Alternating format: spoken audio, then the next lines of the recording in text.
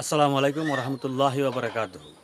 তো আজকের ভিডিওটা কোন বিষয়ে চলবে সেটা আপনারা হয়তো বুঝে গেছেন। বিষয়টি হচ্ছে স্বামীকে যারা যে মহিলা যে মেয়েরা স্বামীকে কথায় কথায় গজব দেয়, লানত দেয়, আল্লাহর গজব খুদার গজব তোর উপরে পড়ে না, এরকম একটা কথা অভ্যাস আসলে সেরকম যারা করে, এরকম এই মহিলারা স্বামীকে যারা গজব দেয়, এরকম আল্লাহ তাআলার অভিশাপ দেয়, তাদেরকে উদ্দেশ্য করে আজকে একটি ভিডিও নিয়েছি। অবশ্যই এই ভিডিওটি সম্পূর্ণ দেখবেন এবং যারা এরকম করে তাদেরকে এই ভিডিওটি দেখাবেন। অবশ্যই একদিন দুদিন তিন দিন হয়তো মানতে পারে, বুঝতে পারেন। মুসলিম হলে অবশ্যই মানতে হবে, আপনি যদি মুসলিম হলে অবশ্যই মানতে হবে আল্লাহ তাআলার রসুলের হাদিসগুলো এবং আল্লাহ তাআলার হুকুমগুলো অবশ্যই মানতে হবে। তো দেরি করবো না, আগে ভিডিওটা দেখেন, তারপরে আপনাদের সাথে আবার কথা বলবো। আল্লাহর কসম করে বলি, যে সমস্ত নারীরা স্বামীকে অভিশাপ দেয়, ও মরে গেলেই বাঁচতাম, ওরে ছেড়ে দিলেই বাঁচতাম, ওর পালে এসে শান্তি হলো না, আমার কপালে সুখ হলো না, বড়া পড়া মরে না কেন, বড়া পড়ার সংসারে এসে সুখ হলো না, এই হারামজাদার সংসারে এসে সুখ হলো না।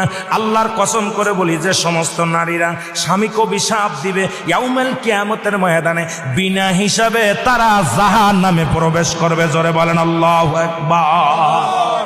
আমার মারা যারা মাইকের আওয়াজ শোনেন, শুনে নেন, যত আপনার নামাজ, আপনার রোজা, আপনার হজ সব কিছু বরবাদ হয়ে যাবে যারা স্বামীকে লানত করবেন, স্বামীকে যারা অভিশাপ করবেন, স্বামীর বিরুদ্ধে অভিযোগ করবেন, স্বামীর প্রশংসা করবেন। আল্লাহর দরবারে আপনি নেকি পাবেন, আল্লাহর দরবারে নফল বন্দেগী পাবেন। সারা রাত পরে আপনি ইবাদত করেছেন। অসংখ্য ধন্যবাদ আপনাদেরকে এতক্ষণ পর্যন্ত ভিডিও দেখার জন্য। অবশ্যই বুঝতে পেরেছেন।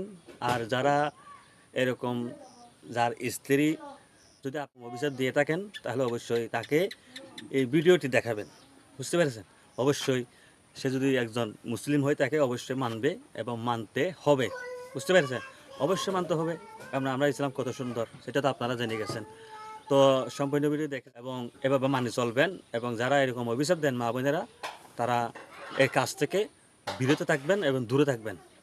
ধন্যবাদ সবাইকে। খুদা হাফেজ। আসসালামু আলাইকুম ওয়া রাহমাতুল্লাহি ওয়া বারাকাতুহু।